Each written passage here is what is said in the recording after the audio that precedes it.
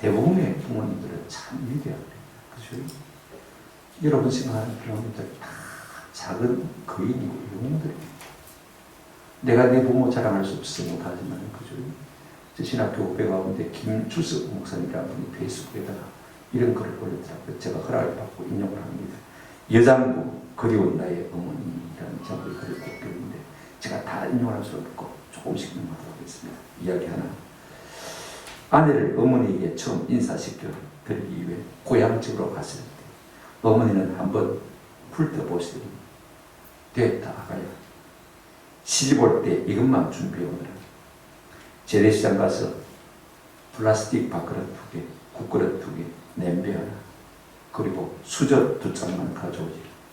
더 가져오면 안 됩니다. 부모님이 네 대학원까지 보낸다고 등골에 빠졌겠다. 그리고 저 우리 자식 애 닮아서 같이 살면 네가 많이 힘들 기다. 그리고는 예단은 어머니 돈으로 사서 친척들에게 다 돌립니다. 아이 여자. 이야기 둘. 시장에서 장사할 때 다라이 생선 장사하시는 아주머니가 몸살이 나서 못 나오며 어머니가 새벽 일찍 대신에 다라이 챙겨가지고 고기를 데워와서는 팔고 수익금을 그대로 갖다 줬다. 언니 고마워. 그러면 어머니가 이년아 자식 대학 보내려면 하루도 쉬면 안 된다 알겠나? 그러면서 힘을 돋아 주셨다. 생각하고 이야기. 그 다음 충청도 전라도 박물장수 약장수들이 거제도에 오면 우리 집에서 자고 아침 밥을 먹여 보내서 1년 12달 중에 6달은 늘 손님들이 있었다. 아예 우리 집에 진을 치고 장사를 하기도 했다. 나그네를 배에 굶기고 돌려보낸 적이 없었다. 7년 전에 어머니가 돌아가셨을 때 거제도 깡촌에서 부조가 9천만 원이나 들어왔다. 주민들은 어머니 죽음이 아깝다고 울었고 내 아내는 우리 어머니 땅에 묻기 아깝다고 대성통곡을 하고 울었다. 지금도 아내가 어머니를 그리워하면서 내 머리카락 잘라 어머니의 신발이라도 지심적 것을 엮어드리고 싶다고 한다. 아, 오늘은 어머니가 몹시 보고 싶다.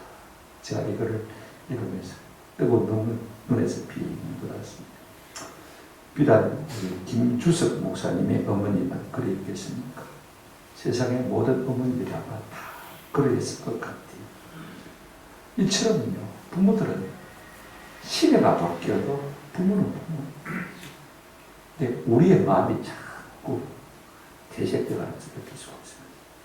내 중심적이 되어지고, 이기적이 되어지고, 내 잘나서, 내가 똑똑해서, 내가 잘된 줄 착각하고 살아가는 것이 오늘 현대인의 모습이 아닌가 하는 생각을 하게 되었습니다. 그럼에도 불구하고 우리 예수 믿는 사람들은 인륜의 첫 번째 계명인 5계명을 따라서 우리가 진짜 부모 공경하며 살아야 돼요. 세상 사람들은 기독교가 불의하는 종교라고 오해를 하고 있습니다. 뭐 때문에 오해하는 것입니까? 제사? 그럼 제사 안 드립니다. 그러나 기독교는 살아계실 때 부모님께 최선을 다해서 공경하고 순종하는 종교가 기독교인 것입니다.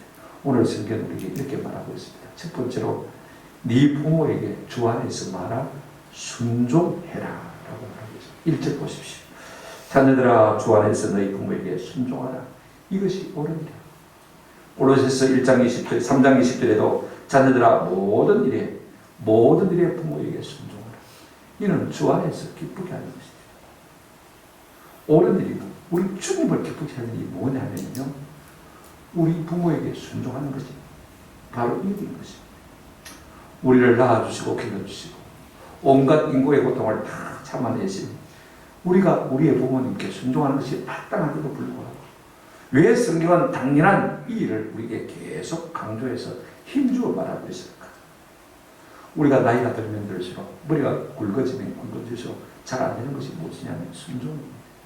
아이고 막 부모 세대야 구세대고 내가 다르지. 이런 마음의 은근한 교만이 우리 속에서 자꾸 부모님을 거역하고 불순종하게 만드는 것을 볼 수가 있습니다. 여러분, 타락한 인생이 제일 안 되는 것이 무엇이냐면 순종입니다. 위에 있는 금에게 순종이 잘 안 되는 것이 타락한 인간들의 근본적인 본성인 것입니다. 사울도 왕이 아니었을 때는 참 겸손하고 순종한 사람이었습니다. 왕이 된다면요, 불순종하기 시작했습니다. 그래서 사무엘이 하나님의 말씀을 읽어 사울에게 이렇게 말했습니다. 사무엘상 15장 22절 23절에 보시면 사무엘이 이르되 여호와께서 번제와 다른 제사를 그의 목소리를 청종하는 것을 좋아하신 같이 좋아하시겠나이까. 순종이 제사보다 낫고 순종이 예배보다 낫다는 것입니다. 듣는 것이 순양의 기도보다 낫고 이는 그에 가는 것이 점치는 죄와 같고 완고한 것은 사신 우상에게 절하는 죄와 같은 것입니다. 하나님도 순종하는 것을 더 좋아합니다. 하나님도요 우리 자녀들이 부모에게 순종하는 것을 더 좋아하시는 것입니다. 그러면 순종이 무엇이냐? 우리가 순종의 의미를 몰라서 제가 설명하려고 하는 것은 아닙니다. 이게 부모에게 순종하라 헬라어 티마라는 단어는요 어떤 뜻을 갖고 있냐면 이런 뜻을 갖고 있습니다. 순종하라 이 히포 아코라는 말 한번 따라합시다. 아래에서 듣는다. 여러분 무슨 말을 할 때 아래 사람이 잘 듣습니까? 위에 사람이 잘 듣습니까? 위에 사람들은요 아래 사람이 무슨 이야기해도 됐어 알겠어 알았어. 왜? 내가 다 안다는 것이야. 이미 내가 다 경험했으니까 그걸 잘 안 듣습니다. 당연하죠. 그런데 아래 사람들은요 위에 사람이 뭘 말하면 들을 수밖에 없어요. 내가 잘 모르기도 하지만 내가 잘 경험하지 않았고 그 다음에 어차피 위에 거니까 내가 듣지 않을 수가 없는 것이에요. 순종한다는 말은요 아래에서 된다는 것을 의미하는 것이에요.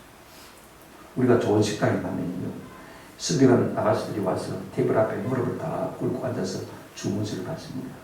손님 뭐 주문하시렵니까 하고 메모지 가져와서 그죠? 다 무릎을 꿇고 앉아서 그죠? 듣지 않습니까?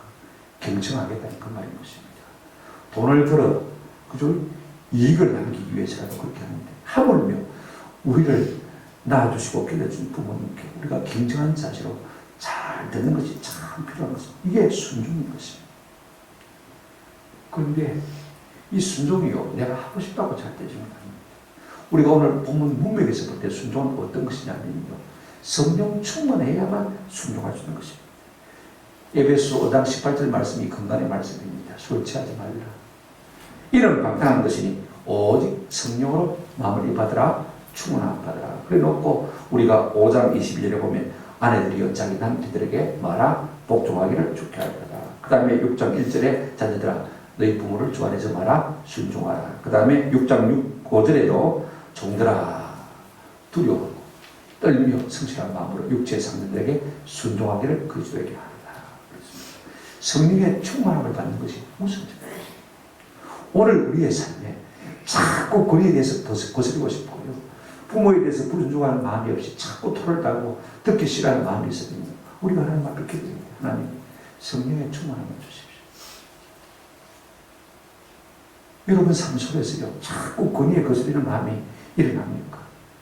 도전하고 싶은 마음이 일어납니까? 불순종하고 싶은 마음이 일어납니까? 이 좋은 마음 아니거든요. 그죠?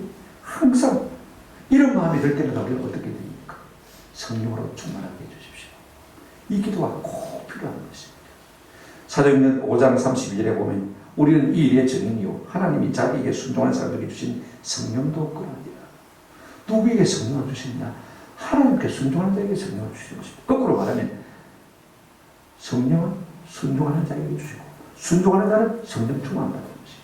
이걸 꼭 기억해야 됩니다. 누가 성령의 사람이냐? 순종하는 사람인 것입니다. 부모에게도 마찬가지.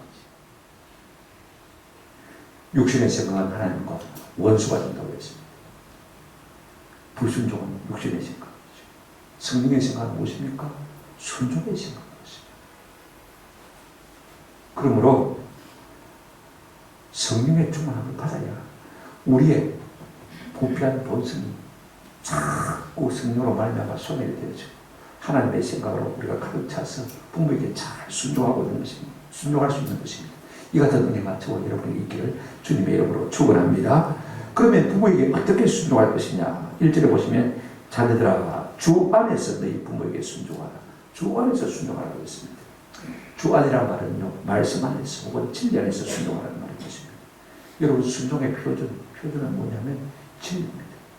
부모들이 말씀의 진리를 가지고 우리를 바로 이끌 때 우리가 순종하는 것이고 순종의 또 표현 방식은 어떤 것이냐면요. 죽게 하는 것입니다. 에베소 5장 22절에 죽게 하든, 골로새서 3장 24절에도 죽게 하든, 죽게 하든. 우리 순종을 어떻게 하냐면 마치 우리가 하나님께 순종하듯이 우리의 부모들에게 순종하는 것이, 이것이 순종의 기준 레벨인 것입니다. 요즘 젊은 사람들은 부모가 한 말씀 하면요, 대충 듣고 두 번 말하면 아예 막 화를 내요. 대놓고 화를 내요. 짜증납니다. 좋은 태도는 아닌 것입니다. 어떻게 해야 우리가 참 순종하는 삶의 태도를 가지느냐. 저는요, 구약 성경의 레갑의 아들 요나답의 자손들처럼 순종하는 자세가 필요하다고 생각해 줍니다. 예레미야 35장 16절에 보게 되시면 레갑의 아들 요나답의 자손은 그의 선조가 그들에게 명령한 그 명령을 지켜 행하나 이 백성은 내게 순종하지 아니한다. 하나님 이스라엘 백성들에게 수많은 선자를 보내서 계속 말씀하시지만 안 듣는 거예요. 그러니까 하나님께서 예레미야야, 네가 저 요나답의 자손들을 한번 찾아가봐라. 그리고 그들을 초청해가지고 성전방에서 네가 포도주 종자와 술잔을 가지고 그들을 한번 먹여봐라. 그래서 예레미야가 그 말씀을 순종합니다. 그래서 요나답의 자손들에게 가서 그들을 청해가지고 성전 한 방으로 갔습니다. 그리고는 이제 종자와 술잔을 넣고 포도주를 권합니다. 드세요. 안 된다는 거예요. 이스라엘 백성들이 음료수처럼 마시는데, 우리나라 사람은 숭늉 마시듯이 마시는데 안 먹는다는 거예요. 왜 안 드세요? 그랬더니 우리 조상 요나답이 너희는 절대로 포도주 먹지 마라. 술 먹지 마라. 그리고 집을 지어서 살지 말고 장막에 살아. 나그네 인생하느냐? 그렇게 살아. 그렇게 당부했다는 거예요. 그래서 여태까지 자자손손 대대로 그렇게 살고 있다는 거예요. 조상 누가 이야기해도 이 레갑의 후손들은요, 그 말씀을 지켜 순종하는데, 하물며 만왕의 왕 되신 하나님께서 이스라엘 백성들에게 말씀해도 이스라엘 백성은 듣지 않는다는 것입니다. 그래서 하나님이 단식하기를 뭐라고 했습니까? 예레미야 35장 14절 15절에 보니까 레갑의 아들 요나답이 그의 자손들에게 포도주를 마시지 말라는 그 명령은 실행되도다. 그들은 그 선조의 명령을 순종하여 오늘까지 마시지 아니하거늘 내가 너희에게 말하고 끊임없이 말하여도 너희는 내게 순종하지 아니하는다. 조상 누가 이야기해도 자자손손 대대로 지키고 있는데, 하물며 하나님의 말씀에도 이스라엘 백성들이 하나님의 말씀을 듣지 않더라는 것을 단식하고 있는 것을 볼 수가 있습니다. 여러분, 저는요, 우리가 이 레갑의 후손들처럼 우리 부모님들의 말씀을 순종할 수 있는 은혜가 있기를 주님의 이름으로 축원합니다. 그런가 하면 가버나움의 로마 백부장처럼 순종해야 합니다. 우리가 마태복음 8장을 보게 되어지면 이 가버나움에 거하는 로마의 백부장, 지금으로 말하면 중대장입니다. 그의 신하가 변명했어요. 그래서 예수님이 지나시다는 소문을 듣고 쫓아갔어요. 예수님, 제발 우리 신하를 좀 고쳐주십시오. 그러니까 우리 예수님이 뜻밖에 내가 가서 고쳐주마. 그리고는 앞서 가시는 거예요. 그때 이 백부장이 뭐라고 말하냐면요, 주여, 우리 집에 오심을 내가 감당할 수가 없습니다. 다만 말씀으로만 하옵소서. 지금 주님께서 말씀으로 명하시면 내 종이 낫겠나이다. 그러면서 하는 말이 뭐냐면, 나도 남의 수하에 있는 사람이요, 내 수하에도 사람이 있는데, 군사가 있는데, 이대로 가라면 가고 이대로 오라면 오라입니다. 무엇을 하라면 하라입니다. 우리 예수님이 이 백부장의 말을 들으시고는요, 감탄을 하셨어요. 이스라엘 중 아무에게서도 이만한 믿음을 보지 못했다는 것. 이만한 믿음, 거꾸로 말하면, 바꾸고 말하면 이만한 순종을 보지 못했다는 것입니다. 자기가 군인들이 참 단순하거든요. 명령에 살고 명령에 죽습니다. 군인들의 믿음이 참 깨끗하고 순전하고 잘 자라요. 오늘 우리하고 조금 달라요. 티가 안 붙었어요. 이 백부장도 더 그런 것을 우리가 볼 수가 있어요. 내 위에 사람이 내게 명령하면 내가 그대로 따른다는 거. 그리고 내가 또 내 안에 사람들에게 명령하면 그대로 따른다는 거예요. 우리 예수님은 만왕의 왕이신데 명령만 하면 되시지 뭐 때문에 우리 집에까지 오시겠느냐고. 말씀만 해주시옵소서. 그러면 낫겠나이다. 여러분, 얼마나 순종할 자세가 되겠습니까? 믿음이 있으니까 순종합니다. 순종합니까? 믿음 있는 사람인 것입니다. 이것이 예수 믿는 사람의 참 좋은 표시인 것입니다. 우리 예수님도요, 어린 시절 부모 밑에 갈 때 순종하신 것을 볼 수 있습니다. 그 삶의 특징이 순종입니다. 누가복음 2장 51절에 보시면 예수께서 함께 내려가사 나사렛에 이르러 순종하여 받으시라. 그 부모를요, 순종해서 받으셨다. 이것이 예수님의 어린 시절의 삶의 특징인 것을 우리가 기억할 필요가 있습니다. 왜 순종해야 합니까? 1절 다시 한번 보시기 바랍니다. 자녀들아 주 안에서 너희 부모에게 순종하라. 이것이 만이라 옳으니라. 옳다는 말은요, 합당하다는 말이고 이것이 의롭다는 말입니다. 골로새서 3장 20절에도 자녀들아 모든 일에 부모에게 순종하라. 이는 주 안에서 기쁘게 하는 것이죠. 오늘 우리가 부모에게 순종하는 이것이요, 하나님 앞에서 의가 되고 하나님을 기쁘시게 하는 것이 된다는 것입니다. 우리가 부모에게 순종하는 것은 하나님이 굉장히 좋아하신다는 것입니다. 이것을 어렵게 보신다는 것입니다. 하나님은 우리가 어떤 꼴이든지 순종하기를 원하고 있는 것을 볼 수가 있습니다. 교회에서도 마찬가지입니다. 우리가 어른들에게 복종할 필요가 있어요. 베드로전서 5장 5절에 보니까 젊은 자들아 이와 같이 장로에게 순종하고 다스록 겸손으로 허리를 동이라 그렇게 말씀하고 있는 것을 볼 수가 있습니다. 그러면 자녀가 불순종하면 어떻게 되느냐? 한국 성경만 제가 읽어드리겠습니다. 잠언 30장 17절에 보면 이런 말씀하고 있습니다. 아비를 조롱하며 엄히 순종하기를 싫어하는 자의 눈은 골짜기 까마귀에게 조이고 독수리 새끼에게 먹히리라. 무슨 말입니까? 우리가 부모를 거스리고 대적하고 대적하면 대적할수록 비명경사한다 그 말인 것입니다. 불행한 인생이 되고 만다는 것입니다. 오늘 그러므로 우리가 하나님 앞에 옳고 합당한 이 부모에게 순종한 일을 넉넉히 잘 감당하시는 저와 여러분 되시기를 주님의 이름으로 축원합니다. 두 번째로 여러분 2절 한번 보십시다. 내 아버지와 어머니를 공경하라. 이것은 약속이 있는 첫 계명이 그랬습니다. 내 아버지와 어머니를 말하고요, 공경하라 혹은 존경하라 이렇게 말하고 있는 것을 볼 수가 있습니다. 이것은 신명기 5장 그죠? 10계명, 출애굽기 20장에도 나옵니다만은 10계명을 그대로 인용하는 말씀입니다. 여러분 10계명은 우리가 잘 알다시피 1계명부터 4계명까지는 하나님에 대한 계명입니다. 하나님을 사랑하라. 그 다음에 5계명부터 10계명까지 사람을 사랑하라는 사람에 대한 계명입니다. 그런데 어떤 사람들은 5계명을 중간에 딱 놓습니다. 이게 다리다, 이게 브릿지다. 부모를 사랑하는 사람은 하나님을 사랑할 수 있고 부모를 공경하는 사람은 사람을 사랑할 수 있다. 이게 딱 교량 브릿지라 이렇게 설명하는 것도 있습니다. 동립된 구조를 보는 사람도 있습니다. 그것도 일리가 있는 말 같아요. 한번 생각해 보십시오. 부모님이 하나님을 경외하라 고면하지 않습니까? 그러면 하나님을 경외하는 사람이 될 수가 있습니다. 부모님을 공경하는 거죠. 그 다음에 부모님이 나쁜 거 가르치겠습니까? 사람 사랑해라, 살인하지 말라, 가늠하지 말라, 도둑질하지 말라, 거짓말하지 말라, 그죠? 탐내지 말라. 좋은 거 가르칩니까? 그죠? 그러니까 자연히 사람 사랑하는 사람이 될 수밖에 없다는 말씀입니다. 우리 생각 같아서는 날 낳아주시고 길러주시고 날 위해 고생하신 부모님을 공경하는 것이 마땅할 것 같은데 여러분 생각은 분한데 타락한 도전 같은 우리 인생이 이게 참 잘 안 되어져요. 그래서 우리 하나님께서 우리에게 뭐라고 말씀하십니까? 내 부모를 말아 공경하라. 여러분 공경이 무엇입니까? 여러분 공경이라는 단어는요 헬라어로 쓰는 티마로란 말인데 이것은 이런 뜻을 가지고 있습니다. 한번 따라합시다. 가장 높은 곳에 둔다. 가장 높은 곳에 두는 게 공경. 부모를 가장 높은 위치에 두는 거. 아멘? 이게 공경. 세상에 하고 좋은 사람들 많습니다. 세상에 영웅들 많습니다. 위대한 정치인들, 위대한 철학가들 많습니다. 그러나 그들이 나와 상관이 없는 거거든요.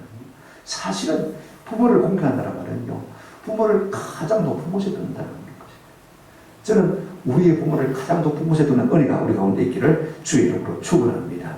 구약에서는 공경한다는 말이 카바다란 말입니다. 무겁게 이긴다는 의미를 가지고 있습니다. 여러분 이 카바다란 어원이 뭐냐면 간입니다. 간. 우리의 몸의 장기 중에서 중요하지 않은 것이 하나도 없습니다만요. 다 중요하죠. 그런데 가장 중요한 것이 뭐냐면 간입니다. 속담에 이런 말 있지 않습니까? 몸이 천냥이면 간은 900냥이다. 몸이 천냥인데 그 천냥 중에서 900원짜리가 뭐냐면 간이다. 그 말인 거죠. 그만큼 간을 중요하게 생각했어요. 여러분 우리가 부모를 그렇게 생각해요. 모든 것 중에서 가장 중요한 분이 누구냐? 부모입니다. 그렇게 부모를 소중히 여기라 그 말인 거죠. 이게 부모를 공개한다는 거죠. 반대말은 뭡니까? 부모를 가볍게 여기는 것이죠. 신명기 27장 16절 우리가 지난 수요일에 생각했습니다만 그의 부모를 경홀히 여기는 사람, 가볍게 여기는 사람 저주를 받을 것이라 할 것이고 모든 백성은 아멘 할지니라.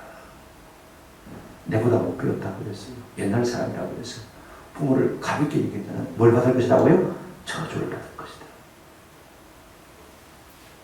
잠언 23장 21절에도 내 낳은 아비에게 청종하고 내 늙은 어미를 경히 여기지 말지니라. 가볍게 여기지 말라고 했습니다. 우리가 부모를 가볍게 여기지 않을 수 있는 은혜가 있기를 주님의 이름으로 축원합니다. 그렇다면 어떻게 부모를 구체적으로 중하게 여길 것이냐? 어떻게 공경할 것이냐? 우리가 공경을 압니다. 그죠? 모르는 바가 아닙니다. 안다고 그렇게 사는 사람이 별로 없어요. 내가 배운 대로 다 그렇게 살면 다 성인군자 됐겠죠. 우리가 성경에서 설교 들은 대로 다 살면 내가 벌써 성자가 되었겠죠. 안다고 해서 그렇게 사는 게 아닙니다. 그래서 하나님은 우리에게 자꾸 거듭거듭 말씀하시는 거예요. 어버이 주일만 되면 동일한 말씀을 가지고 계속해서 뭐 하십니까? 강조하고 권면하는 것입니다. 중요한 것은요, 계속 우리가 들어야 돼요. 그렇게 살 때까지 계속 들을 필요가 있는 것입니다. 어떻게 하는 것이 부모를 공경하는 것입니까? 노아의 아들 셈과 야벳처럼 부모를 존경함으로 우리가 공경할 필요가 있습니다. 여러분, 부모가 부모다울 때 존경받지만은요, 그렇지 못할 때도 마땅히 우리가 부모이기 때문에 존중해야 되는 것입니다. 우리가 창세기 9장 20절 이하를 보게 되었으면 노아 홍수 이후에 노아가 포도농사를 짓고 포도농사가 너무 잘 돼가지고 말입니다. 그걸 가지고 포도주를 담거든요.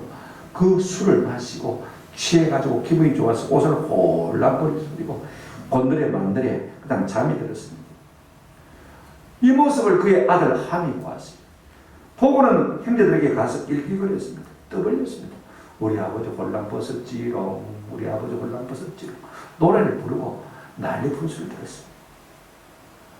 이 말을 들은 그의 형제 셈과 야벳이 어떻게 합니까?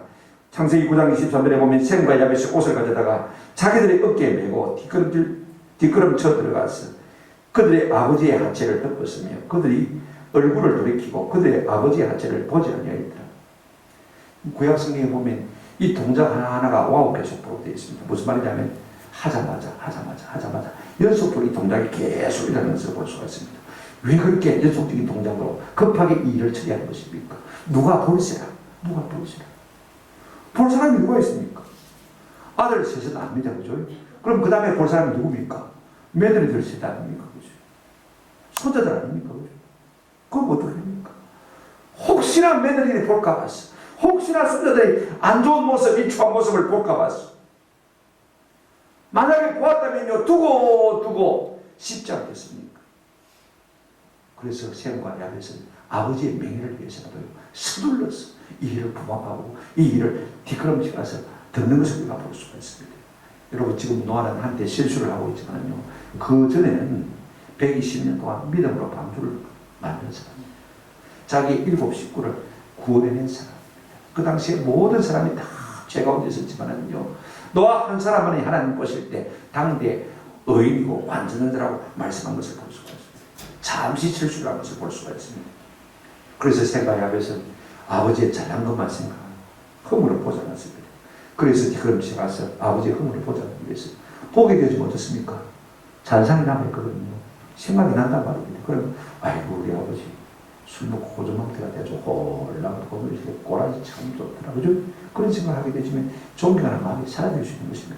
그 안 좋은 모습을 보지 않기 위해서 뒷걸음질이 쳐들어갔어요. 안 보려고 가요. 안 보는 것이 자기에게 유익이 되니까요.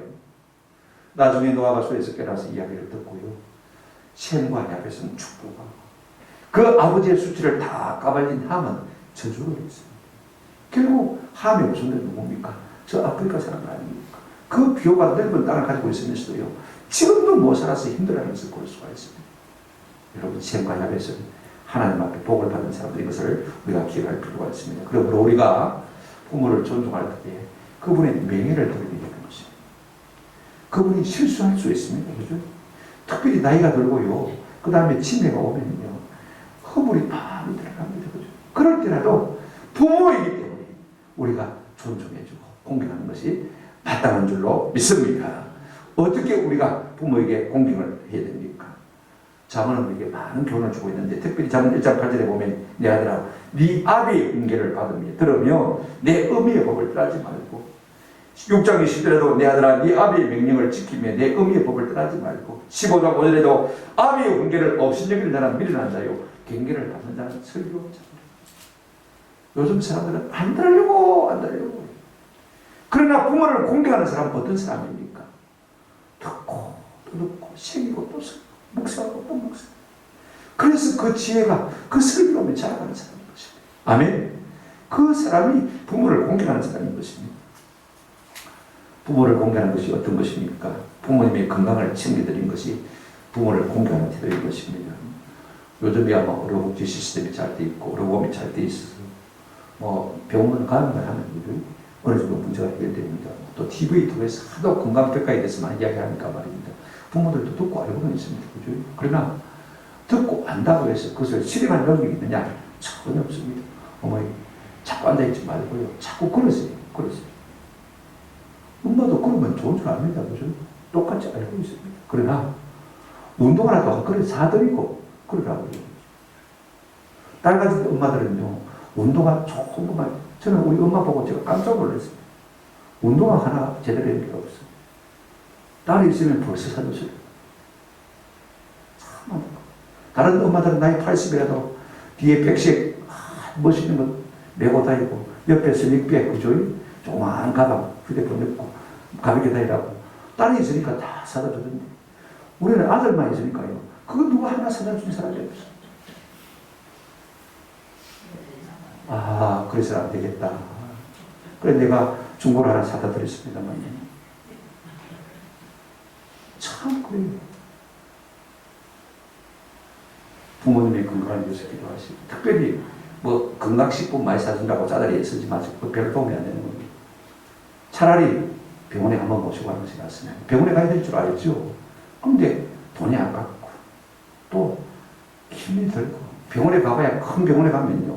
어떻게 어디서부터 시작해야 될지 저 같은 사람이 가도 고신으로 보건병원에 가도요. 우리 동조래요. 이거 가라겠다가 저거 가라겠다가 이거 가라겠다가 저거 가라겠다가 그 다음에 뭐 처방대 맞는데 컴퓨터에 가서 인식 가라겠다가 이게요. 어떻게 옆에서 누가 안 도와주면 못하겠더라고요. 친구들하고 노는 거 조금 반나가고 반찬해 가져와도요. 병원에 모시고 가는 것이 참 필요합니다.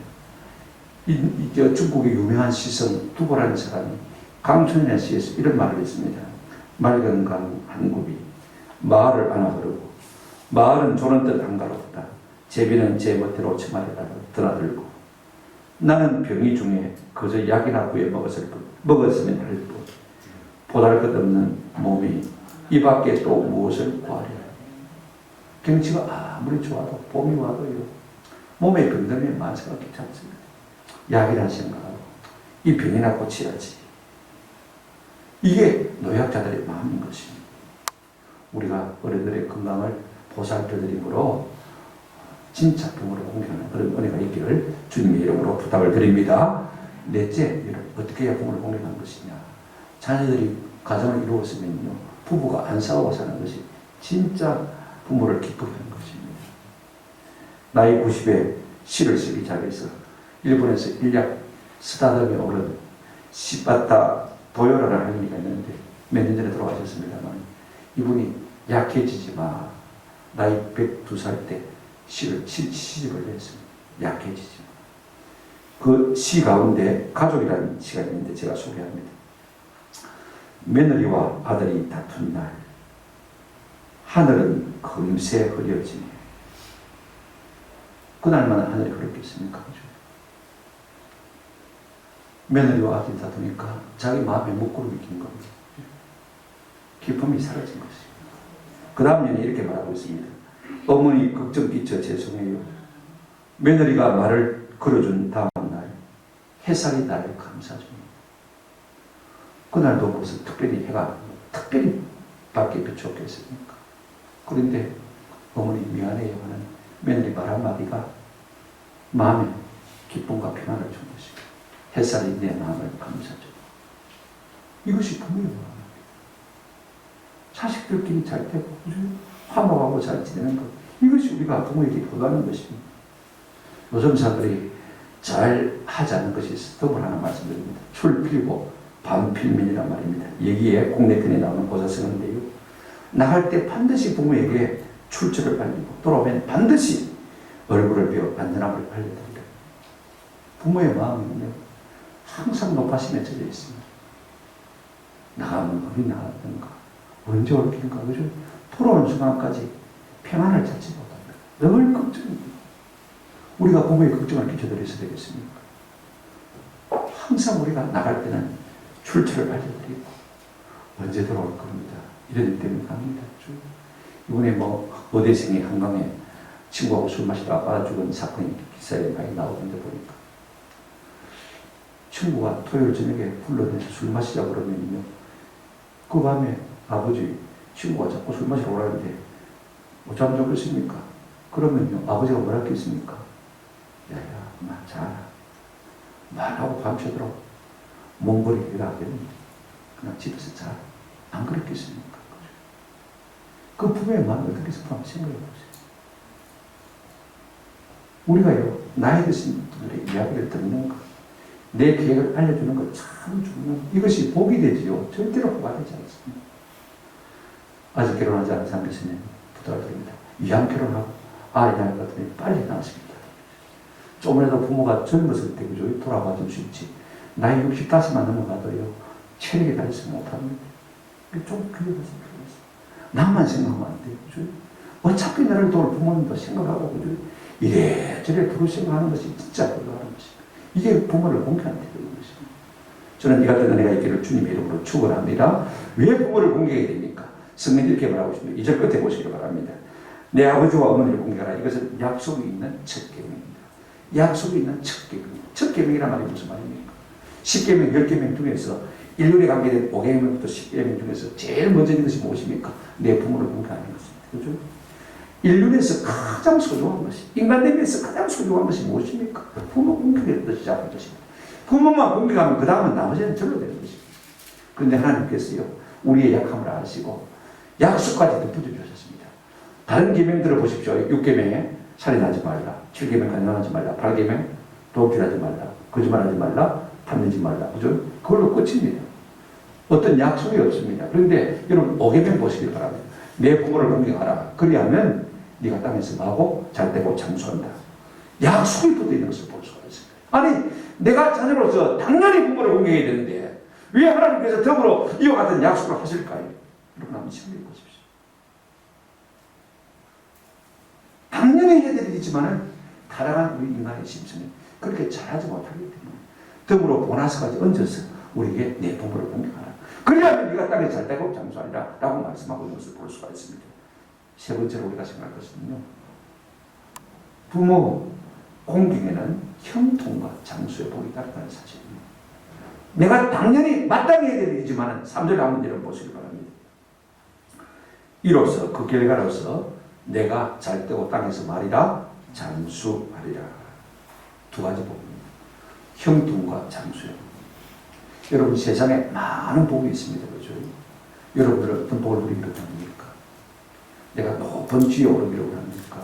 이거 형통의 복에 속해 있습니다.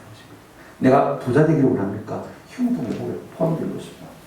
여러분 내가 높이 되고요, 돈 많으면요 어떻게 하려고 합니까? 죽고 싶겠습니까? 오래 살고 싶겠습니까? 장수하고 싶겠죠. 그죠? 이것도 장수 속에 포함되어 있는 것입니다. 그러니까 세상 사람들이, 모든 사람들이 사모하는 복 중에 복은 이 장수와 형통 속에 다 포함되어 있는데, 그러면 이 복이 어디에 숨겨져 있느냐 하는 것이 참 중요합니다. 성경에도 이런 시사가 없는데 오늘 이 말씀에 그렇게 말하고 있습니다. 이로써 내가 잘되고 땅에서 말이라 장수하리라. 형통과 장수의 복이 어디에 숨겨져 있느냐? 부모 공경 속에 숨겨져 있다는 것입니다. 참 중요합니다.